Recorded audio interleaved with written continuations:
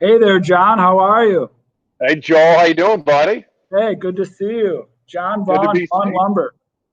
That's right, Brand Vaughn Lumber Company, third generation business down in Georgia. So, cheers! I got me a local. It's called Second Self. It's an AT Ale. Little play on ATL. Neighbor across the street has a local brewery, so I got to support him in my UGA cup. How about you? That's great. Yeah, up here in Little Campbellsport, Wisconsin. I'm wearing the Curve In bar shirt there in Here you go. Kewaskum. Got a whiskey sweet old fashioned, little Corbel in there. I got my Kessler cup. We're having a little happy hour here. I thought John and I thought we'd connect. I'm sitting here in our beautiful Blue Door Coffee Company, which is part of Drexel. They're obviously closed, but nothing wrong with having a drink here. No doubt. I thought we'd connect for a little happy hour, record it, and then we thought we would put it out there for our team and connect a little bit, like we're all trying to do right now. Correct? Yeah, I loved it. I love the idea of being able to. I mean, the things that we talk about doing all the time. Let me come see you at your yard. You come see me at mine. But it takes sometimes a pandemic for us to figure out different ways to be able to connect, share good ideas, share things that we're been really stupid about and learn from them, and then just figure out how to connect with each other and our teams better. That's great. I agree. Yeah, I love it. Being able to talk through, you and I talked through email kind of through this, and we both thought it'd be valuable for our teams to be able to share kind of, hey, what are we thinking? What kind of mode we are in? I saw your video today talking about wartime CEO, and I love that as well. But tell me, man, like through this process, starting, we had the LMC show the first week in March. We came back, and it was kind of on. So what in that since then? What's the best decision that you guys at Drexel have made and implemented kind of through this process? That's a great question. Yeah, and it was crazy. I think I reached out to you, and props to Kevin Hancock out there in Maine. Yep. I think it might have been just a couple days before shutdown.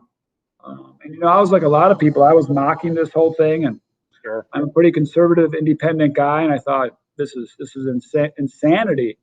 And here we are. So it's been a crazy roller coaster, obviously. I think for me, John, and it was probably no more than a couple days into this. I switched into that wartime general mode. I just said, hey, we got to change now.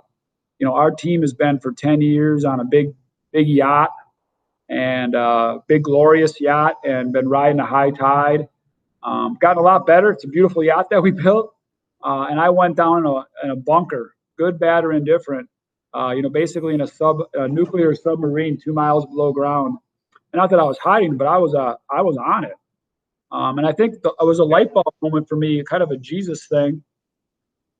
Also I was at home with my kids and trying this remote thing because I was forcing our team to do it.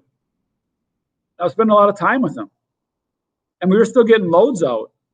We were at 32 hours a week, and everyone was very stressed, no doubt about it. But I thought, you know what? We're never going back. We're never going back to 60-hour work weeks.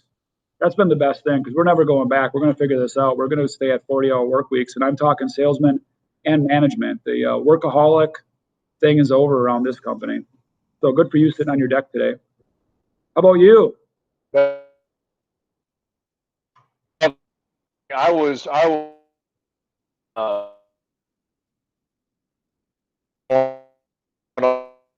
and things like that, and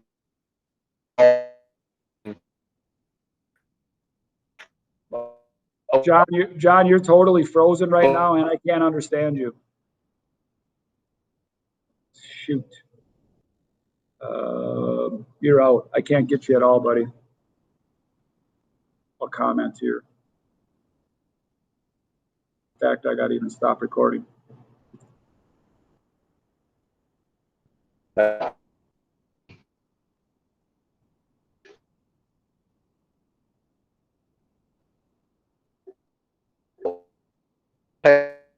Hear me?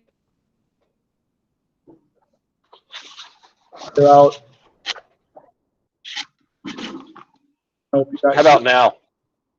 You're pretty bad off, John.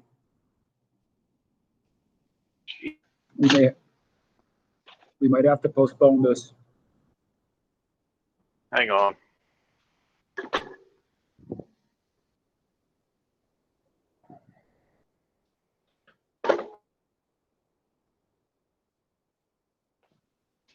All right. Can you hear me now? I can hear you fine. You're a little grainy or very frozen, but let's see if we can just keep talking at least. Golly. All right. Quick, my network.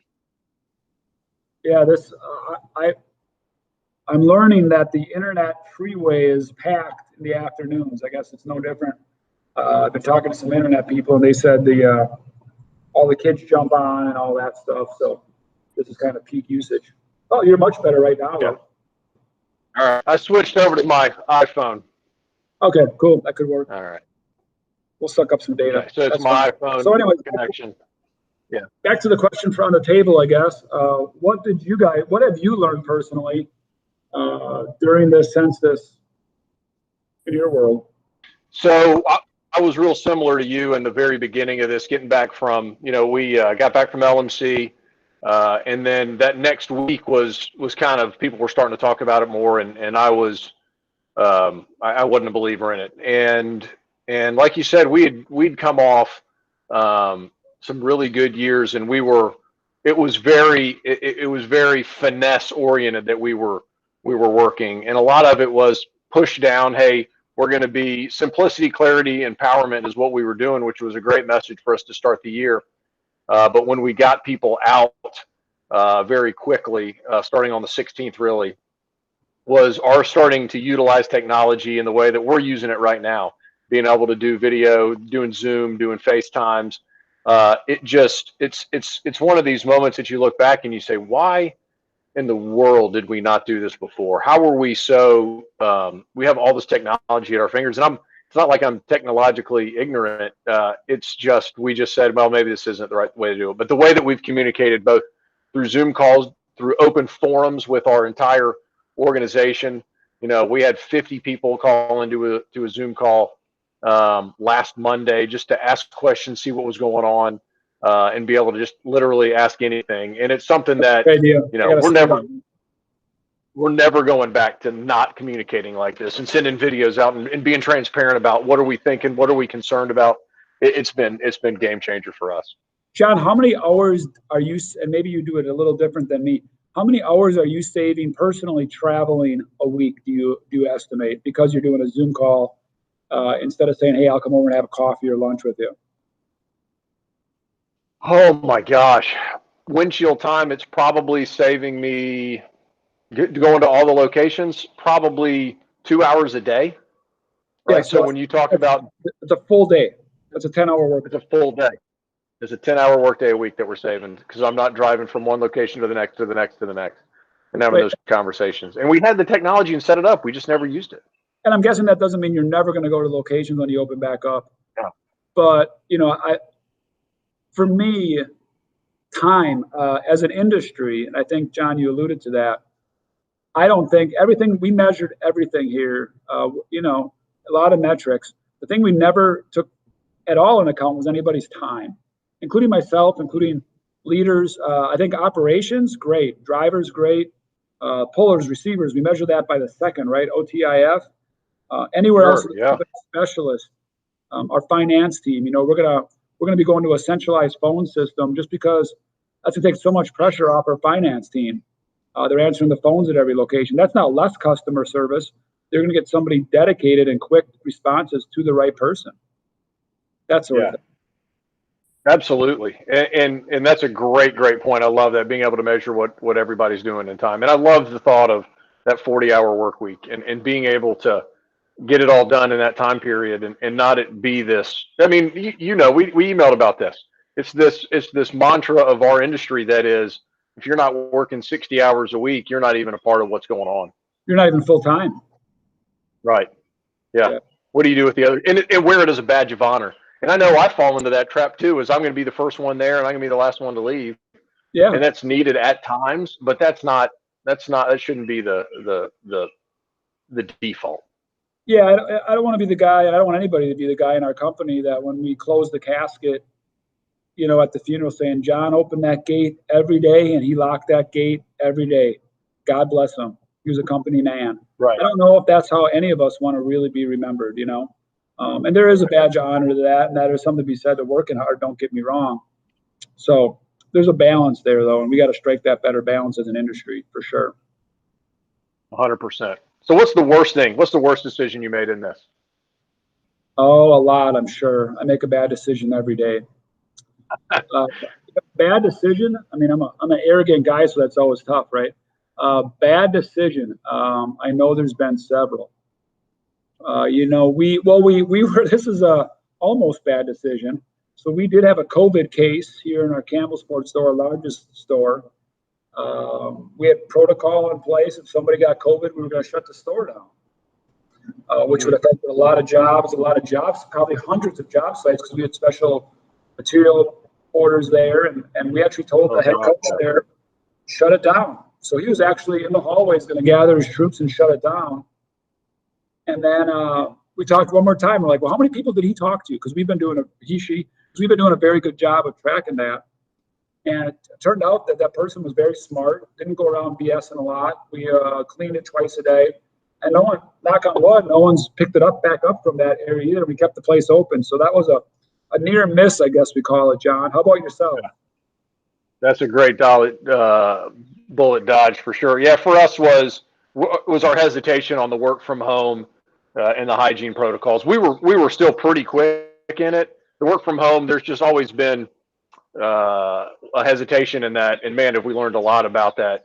Mm-hmm. And our kind of hesitation to put people out and putting them back in their house, and also in the hygiene protocols of us saying, there was that skepticism that remained with us, and so it was this like, all right, well, we just got to clean this, and we didn't clean it as much as we should, as often as we should, as thoroughly as we should, and we flipped the script on that. We learned from it pretty quick, but that was kind of our first bad decision.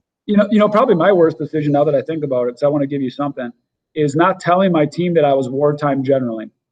I went from Joel running a big peacetime yacht, and I love being a wartime general, F-bombing, making quick decisions, just like, and I was happier than hell. I didn't even tell my wife, right? Like no one could even probably figure me out. I'm like, it's freaking great.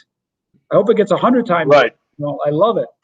But I didn't tell my team till yesterday that, hey, this is part of who I am. I love this part. I understand and appreciate that 99.9% of you are not like me. And I wouldn't even want you to be like me. And honestly, I apologize. I don't have more empathy for those that are really struggling with all this, including I apologized to my wife just last night, and she thanked me. She's like, I wish you just had one bad day. Like, just please have one bad day over this. And I'm like, that doesn't really work for me, So Johnny Vaughn. Here we go. Doug Carlson, everybody. What's up, buddy? Yeah. How you doing, man? Caitlin, Julie. Hey, what's going on? Look at this team. How y'all doing? Now, I've gotten to meet every one of them at different conferences, and you're fortunate to have them. Yeah, well, I can tell you that. Cheers, man. Cheers. Good look at his backyard. Cheers, King. Yeah, they have leaves. We got leaves. It's beautiful down here. Spring. Are you in Georgia? I'm in Georgia, man. Wearing the Augusta National shirt, even though they didn't play it this year. I'm still representing. That hurt. Yeah, that hurt. Yeah, you bet. He's got the UT glass out, all of that. So, you bet. That's great. Yeah. That's all. To add a little fun. Oh, we're doing shots, I think, John. Yep. You're doing a shot. I think this is wise. It doesn't look like y'all are socially distant right now. Now I feel like I'm like on a Joe Rogan podcast right now. That's exactly right. Cheers. All right. What are we doing here? A little JD, a little Jack Daniel's honey whiskey, okay? Not local. There you go. Not local, but Buffalo. Not local. Anyway, okay. That's Tennessee. We ship into Tennessee, so we're good. Cheers. The mission must continue, my friends. Cheers. Cheers. Amen to that. All right. You Scotties know how to do it. Thanks, guys. Good John Vaughn. Good to see you, buddy. All right. Thanks, Julie. Thanks, Caitlin. Thanks, y'all. Yeah, so I think what happened then, go back to our convo. That was great. Go back to our convo. You know what? My worst mistake was not telling my team I was in that mode. And I think that really scared them, worried them. I think it scared them, worried them, and somewhat burned them out. That intensity when you're on that yacht and you're in that ship and you're looking for your next daiquiri and you're just suffering even at home. And you have this guy that just is in this submarine going, dude, this is great. Let's do this. And they're like, it didn't react well with a lot of team members. And I wish I would have told them earlier, hey, I've been through this before, 2008, 2001. I think my dad hated peacetime. He loved the struggle. So I learned through that. And just having them understand that's a big deal. So in that mode of being a wartime general, what is it that's keeping you up at night right now? What is it that's kind of burning at you? You know what? I'm kind of a unicorn, John. No, nothing. I'm not. Somebody told me, Raina, who runs the coffee shop here, Blue Door Coffee Company. She's a young girl, but she's pretty wise. She's like, Joel, you're very unique. I've never seen you care so much and somebody that cares so little. So I don't scare this at all. It's going to kick its ass. Nothing. I sleep great. I mean, I maybe if I worry about anything at night, it's how can I help other people to understand what we need to do and where we need to go and how to get them thinking like me. It's very arrogant, but that's where I'm at right now. How about yourself, John? Well, I don't think so. I mean, I'm the same way. What keeps me up is not, we're going to beat this. We're going to be stronger. We're going to get on the other side, and we're going to be able to be so battle tested and battle ready as we go into it that we're going to be set. My concern is around people understanding what's ahead of them. It's that people aren't preparing themselves, their families, their finances, their health, so that as this does slow down, because right now we're as busy. You talked about it when we were talking earlier. You're as busy as we've ever been. People think I'm a little bit of a Chicken Little right now because I'm saying, guys, we got to be prepared because we're heading into a foxhole. So it's just my that's what keeps me up is that people aren't on board with understanding is I better prepare my personal life, my personal finances, all of this as we start to slow down. Yeah. I would say there's a lot of people on our team that are still on. I use that yacht thing. I've been doing that for 24 hours. We're still on that yacht. The customers are busy still. We're still busy. Yeah. The customer's pipeline is still full.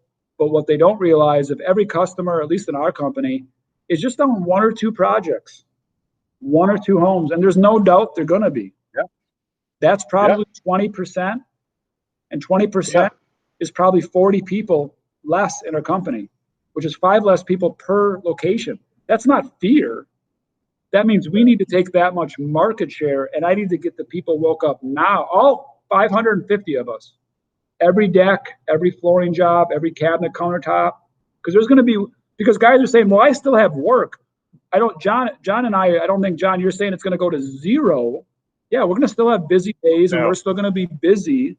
Sure. But we're going to be down if we're not the first people in our market to wake up to this and capture some great customers. Because customers are still going to need us and want us and probably really appreciate us reaching out to them in tough times. Yeah. It's being different and thinking different and showing value to them more than walking around and saying, hey, what's your sales like? What's your traffic like?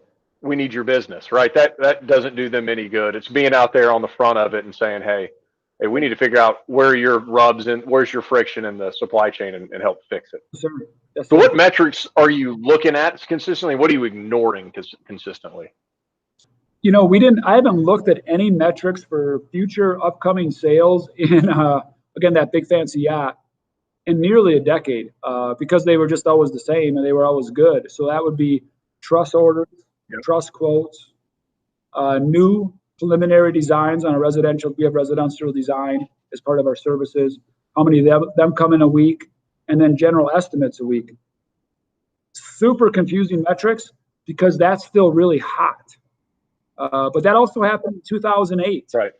When the big recession. Estimates and design stayed really hot for about a year into it, but people kept saying, "Yeah, I love it. I want to keep. I'm psychologically, I want the hope and the attention and the emotional draw of getting a bid and a quote and a design, but I'm going to put it on hold." And those projects never happened. 4 years later, they just never happened. So I'm worried, or not worried. I'm concerned that that's what we're seeing. But those are the metrics I am following. I probably should have been following them all 10 years. But again, things were so good, they just went away. Things I'm intentionally not following. I really never follow a daily P&L or a monthly P&L or day-by-day orders or sales. Those, to me, are always history lessons. A sale is something that happened 2 months ago. So I try not to track that very much at all. Right. That's something I don't try to track at all. So just try to get after it that way. How about yourself? I'm looking at same with you're talking about is designs that we created and floors that are cut.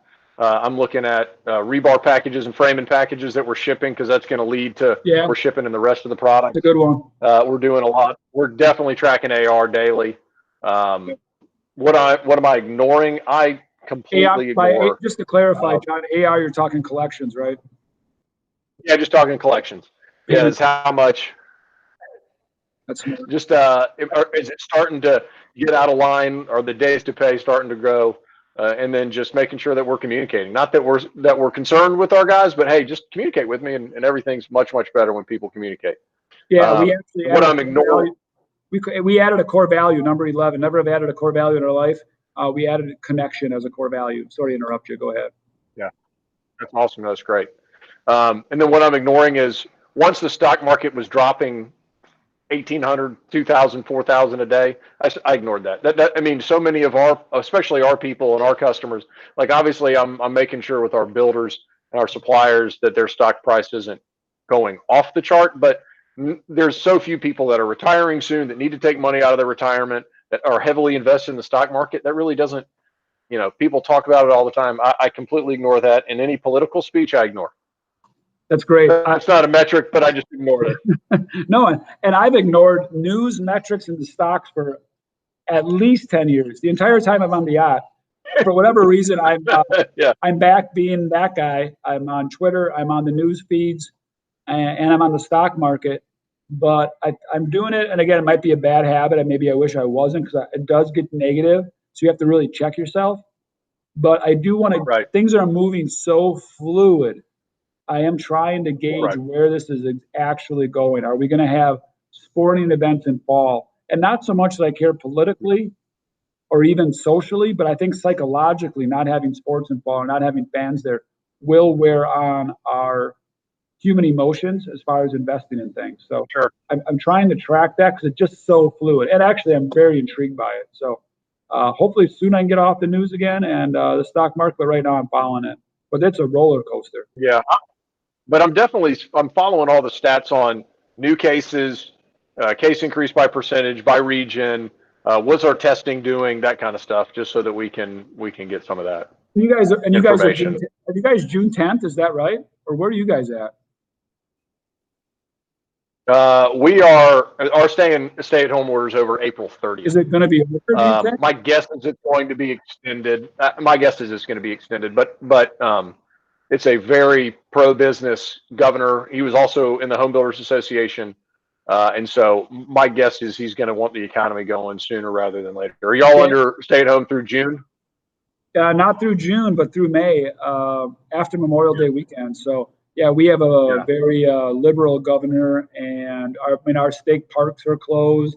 You reopen golf courses, barely. They were closed, and yeah, we got kind of worst case scenario as far as the Midwest. We're at least 3 or 4 weeks longer than anybody else in the Midwest.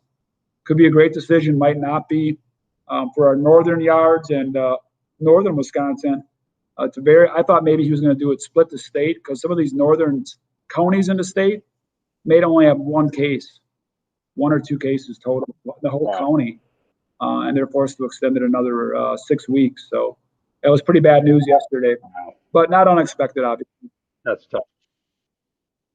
Well, I tell you, one of the things that I've noticed with our team is the heroes with our team that have emerged, that have just been incredible. We've got a woman who's been with us for a long time named Elizabeth Cherney, who is very crafty, and she just said, "Hey, I'm going to make masks. How many masks do you need?" And then we had one of our operations managers whose wife just said, "Hey, I'm sending 70. I don't know how many you need, how many you want, but I'm sending you 70. So between them, that we had masks for every person that we needed. We have drivers and all the drivers and strikers that are on job sites, and they're just putting themselves out there. They're just such heroes. And then and then we've had just so many people that have said, "Hey, I know this is tough. I know this is going to be hard. Take back my raise, take back bonus, take back my incentive. Push those things off." And that stuff just, it just makes you feel so humble and appreciative. What have you seen with your guys? Exactly the same thing. We've had over, between the local community and our team, we've had over 600 masks donated. So many that we were actually giving back to the community, the masks that we weren't using. Wow. Yeah, we've That's had people amazing. come to me and saying, "Hey, don't give me my bonus for this quarter, this month." We were obviously very forced to go to 32-hour work weeks. And people understood it, accepted it, swallowed that hard pill. It's been great. I mean, I definitely will say, just like wartime, and anybody that's been to war, I don't say that in a real war way. I realize no one's losing lives, so don't take it that way. But you do see the strength, the strong people rise up, no doubt. And you see any department, I think you can say that as a country, any department that was a little weak, a little tough, is being most affected, and the strong are just grasping this and running with it. So I give kudos to so many of our team members. I see the fear in their eyeballs. I see, the future being questioned, but they rise up every time. Every time I challenge them, they rise up. So it's amazing. It's great. Can't wait. Yeah, it really restores a lot of times when you're on the yacht and when you're in the peacetime, and you tend to lose faith in people at times because they're stealing from you or doing things that are just not right, immoral, and you start to get that cynical piece of you. And I'm a lot like you, that now I'm in this wartime mindset, that when it flips, I see the small things that people are just making huge sacrifices, and I'm like, man, humanity is filled with awesome people. Absolutely. We've got such a fantastic team. It's awesome. Yeah, it's been honestly. awesome. Yeah, honestly, for sure. Blessings. So when we're coming out of this, what's the first thing, like, what do you want to come back quickest? As of all the things that we're missing through this quarantine, stay at home, social distancing, what do you want to come back quickest? Oh, I'm sitting in this little coffee shop. I'll probably even tear up. I can't wait for this coffee shop to be filled. We brought so much joy to so many people at this little coffee shop. I want them to come back in, get their lattes, hang out, do their thing. Not so much for me, but I want to see the people that need to be connected, that need that in their life.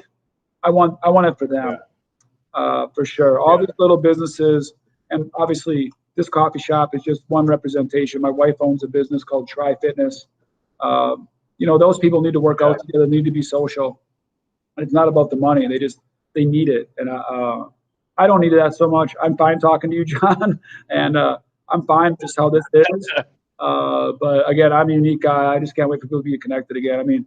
Going to church again, maybe having a July 4th parade, giving my mom a hug. Great stuff. How about you? That is it. It's that personal touch. You don't realize how important it is to shake a man's hand, to give somebody a hug, to see your mom, and just, it's stuff like that you're just like, I've heard such heartbreak stories of husbands and wives that are separated for sickness or illness that can only see each other through glass, and it just breaks your heart. And that God created us for connection. And missing that right now is it's brutal. And I can't wait for the first time to get back and my team to come around and give them hugs and handshakes. And that's going to be awesome. That's going to be great. It's going to go on for a long time, but I think, we're Americans, we're resilient. We'll bounce back. Don't watch Facebook. Don't watch Twitter. Stay off Twitter. Stay off Facebook. So jump on for that. That's going to be the biggest sporting event in the history of time. I predict that the gamblers and the gambling websites are going to crash. Everything's going to. They're going to go bananas. It's 6 days to the NFL draft. That's crazy. That is amazing. It's crazy. So what do you want? So we've seen a lot of change in this. What do you hope never comes back? Like, what do you want to not come back? That time, I think two things. That time management that we talked about, you and I have talked about. We got to manage time. And that is not Big Brother. Like, I think that's our industry or people's fear is, well, they want to check in on how many estimates I do a day, and they're, oh, Big Brother's watching me. No, we want to see who's most productive. The days of somebody being totally stressed out and freaking out, and then we get them an assistant, but we have no clue. Like, we hire another person. I have no clue actually what workload they're doing. They tell me I'm a 10 every day. We better hire somebody. And then I have this person that's a 4 busy every day, but they're doing double the workload. I have no metric for that. So we're going to develop metrics for that. So I hope time always comes back. I hope we always stay connected with their families. Speaking of sports, I hope it continues to take a huge back seat. This kid's sports stuff was so out of control in my life and everybody else's that I hope we all realize now that if little Jimmy's in a baseball game and he goes 0 for 4 and he loses by 20, or if John wants to go on vacation with his kids and he misses a tournament and John's kids are the best players on the team, nobody gives him a hard time and he doesn't feel guilty for missing it because, damn it, I'm going to go on vacation with my kids in the middle of summer. I hope that doesn't come back. Again, the time I hope doesn't come back. And then I think you said it.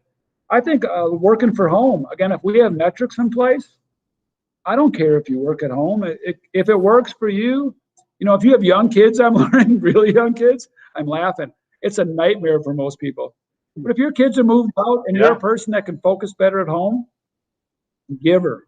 I mean, what's the difference? So, including our salesmen, I mean, if salesmen can function at home, they're so much more effective by not having that windshield time to drive to the office and then leave their office to go back to the market they sell in. Absolutely absurd with technology. How about yourself? Yeah, so for me, it's very similar. What I really think about is this pre-COVID work from home stigma was, man, there's such disconnection within our team. They can't be as efficient. They can't be as effective. You've got these outliers that do it really well, but for the most part, they're not doing it. And then also the same thing with the stigma is if you get on a call or a conference call or a Zoom call and somebody's working from home and you hear a dog in the background or a kid in the background, you're like, are you kidding me? Like, that just goes away. Like, we're on conference calls and Zoom calls and there's a kid that just wanders in and they're like, put him in your lap. Let me see him. Yeah. You know what I mean? That's what's their name? What are they doing? What's going on? Right. Like, it's just totally shifting from this, that if they're working from home, that they can't be part of the culture. They can't be part of the communication, that we have to work so hard to get them. I mean, no, this work from home thing it's a game changer. And the fact when you talk about all the connection and the time management side is that is like, we don't have to have these lunches where I'm driving all across the state to meet with vendors, customers, employees. Like, let's jump on a Zoom call. Let's talk about it. You grab a lunch, I'll send you a $20 gift card to Chick-fil-A. Let's still have lunch. But we can connect this way just as easy. You don't have to be stressed out about me coming down there. I don't have to get on the road for an hour there, an hour back. We're not going to stop that. It doesn't mean that it's going away, but it's going to be different. And I think the food that we consume. I think the food supply chain changes totally through this too. Yeah, no, vendor relations as well. Yeah, a guy traveling 300 miles, staying overnight at a local motel, and then seeing me for 15 minutes to shake my hand. No. We're good. But again, when we do get together, let's make it more impactful. Let's make it fun. And let's beat the hell out of the Falcons, or whatever. I mean, that's just being real. No. Whatever. That's good. No, so let me ask you this question. I mean, one of my things is working at home, right? So we don't yell at a guy that's super busy talking fantasy football, stay on the sports thing for a half an hour, right? Like, that's fine. That's fine. Do that at work all day long because I can see you. But really, for about 2 hours, you talk fantasy football. No one cares, but you talked about it. Right. But my God, if you change your laundry at home, working from home, you're probably a fireable offense. What are we doing? We knew you were stealing from us. You're just time theft right there. Yeah. Oh, yeah, come on. Gosh, what are we doing? Laundry during the workday? So, I think fundamentally we just have to track the productivity, award those that are able to crank and then train those that aren't able to keep up with that productivity. It's great. Yeah. So you're a different thinker. And I love that. That's why I love talking to you. I love emailing with you. You always use all caps. That means you're screaming at me constantly. Yes. It's an efficiency model, John. It's an efficiency model. It is. I love it. But what's kind of your, I don't want to call it non sequitur. You're smarter than me, so you probably actually know what that word means. I don't. I think I'm misusing it. But like, what idea is it that, I saw you send that to me. I didn't know what you were talking about. Like, what idea is it that's just against the grain that you believe, that you're so confident in that you're right about? Well, you're doing it. I think it's that you're doing it on the millwork side. It's this off-site construction thing. That's where this whole industry is going. That's where we need to go, and it's an obsession that I have. I don't know if it's against the grain, but I think we're ahead of it, and I know you are as well. More on your millwork right now, but that's where my brain's at. How about you? Oh, you're permanently. Yeah, I mean, I think. What's that? You were frozen, but I can still hear you. Keep going. Okay. Yeah, I mean, I think the thing that just bothers me to no end every single time I'm at one of our conferences or shows is people talking about, well, we know we're not a sexy industry, but we've got grit. I'm like, that's such garbage to me. Is like, I mean, I know talking to you and your team, you've got a young team, you attract young talent, you got more like 50% millennials. And that concept of millennials aren't good for our business is such garbage. And I'm just so passionate about if you really dig in and develop your team, if you show them what leadership is, if you teach them business acumen, they are unbelievable. And you can make this an unbelievable, attractive industry, attractive company, attractive job to the smartest, the brightest, the best, the young people, most technologically savvy people that there are. You just have to show them what it looks like as a potential. So well said. So well said. That's great. Yeah, and I would love to think that was a common thought, but I know it's not, unfortunately. But yeah, so well said. Yeah. So hey, real weird question. What are we gonna do at these conferences? Like, you're gonna still go and like? Oh my gosh! Like, but can we just like Zoom them or what? Like, what are we gonna do with these big national conferences? Like, I don't need to go to North Carolina to see you anymore. Sorry to all those guys that love doing these, but I don't know about that. Right. I think it's going to change so significantly the industry publication shows, the co-op buying shows, the all of that is just going to look so different. And I think that because it had always worked. Oh, look at that. That's fantastic. Oh, no. Because that's the way that it always had been, that people are going to continue to do it until something stopped them. And I think this is something that stops and innovates very, very differently. Right. I mean, I've never listened in on a webinar, and I think I've done one or two since the pandemic, and I'm scheduled for another one. Like, I can keep that in the background. I can listen to it later. I don't have to drive to Florida. As much as I love seeing people. Right. Do you think, John, that the social aspect, again, we need to be connected as a human. So we talk so much about Zoom and work at home. Do you see that being like, so when we do get together, it'll just be more intense and more focused, and we'll have a little bit more freedom of our time to commit to that? Or how do you think that's going to work? The way I've thought about it since all this started happening was I'm going to be more intentional about doing less of the conference stuff and much more intentional about saying, you know what, who do I see as best in class at something that I'm not best in class at? And I'm going to go see them, and I'm going to spend half a day with them.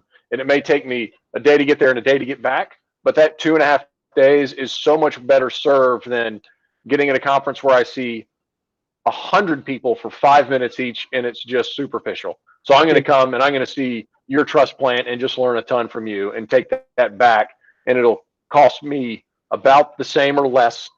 It'll be way more beneficial, big picture, and I'm just going to do that 4 or 5 times a year rather than go to 3 or 4 conferences. Yeah, and we're actually trying to go further with that. Our guys before pandemic, of course, our yard guys as a field trip went to an Amazon fulfillment center.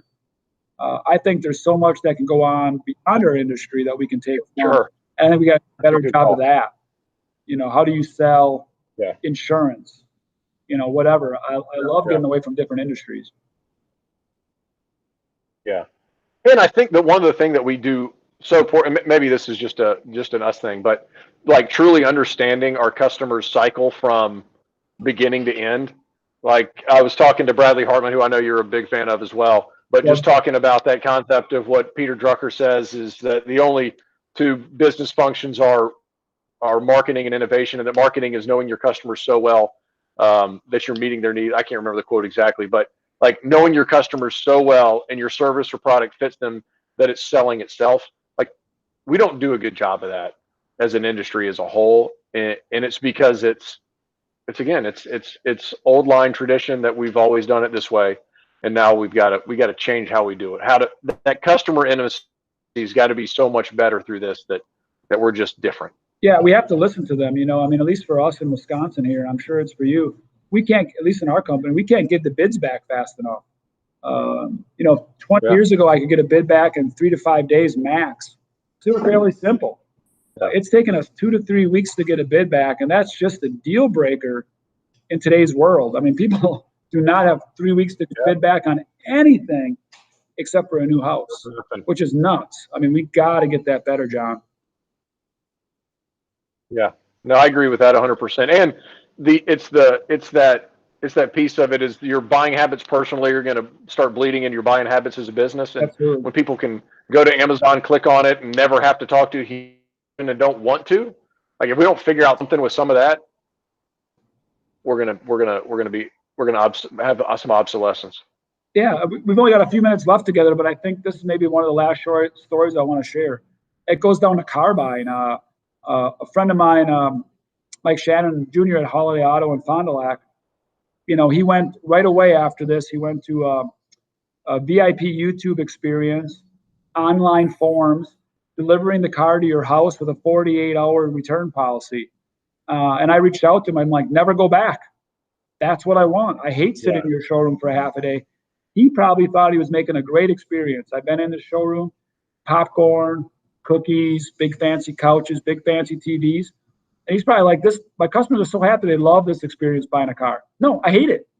I want to buy it online. I want to do it in 2 seconds. I do all the research anyway. I get there and you're like, okay, take it out for a test drive. And I'm like, yeah, whatever. Saw this a million times online. So again, we got to do what our customers are actually asking for and not trick ourselves into thinking what we create now is a great experience. We're not sure it is, are we?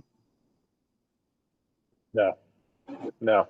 That's a really good point. And it goes to the fact too of understanding, because he believed he understood his customer and what the customer wanted. Very hard. And it's the old Henry Ford quoted is, if I asked my customers what they wanted, they would have said faster horses. Like we don't need to be creating faster horses. We need to be looking ahead at what anticipate what they're going to need, and not just ask them what they need and then build that. Right. John, how do you want to wrap this up? So tell me, what are you going to change Monday? What do you do in different Monday based on what we talked about today? I don't know. Move to someplace where there's trees and grass and green. That's great. Oh, that's awesome. How about yourself? I tell you, I can promise you that concept of how do we measure people's time, because we're measuring inventory, truck turns, clock into first out, AR, turn days, cash conversion cycle, OTIF, like all of that.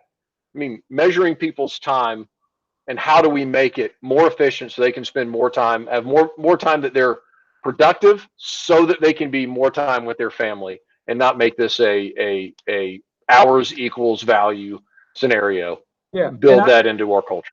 So why do you think this is, John? Right, you're a third generation owner. For 100 years, 50 years at least, we've been obsessed as an industry measuring the snot out of operations, journey value, trucks, how long to pull a load, how long to deliver, online, whatever, and then maybe an AR as well, right?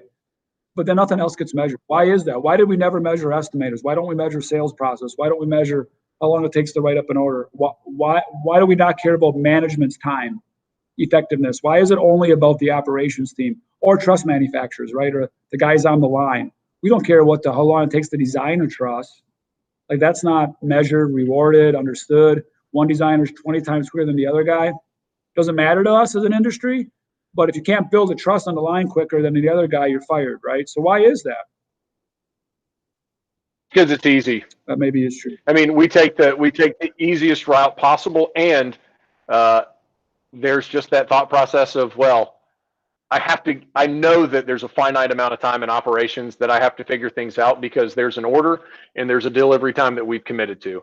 And if I don't shove these things together and I can figure out that time, then I'm having a customer failure. It's harder to define customer failures for management, estimating, sales, purchasing, things like that from a time perspective. That's fair. That's why I think.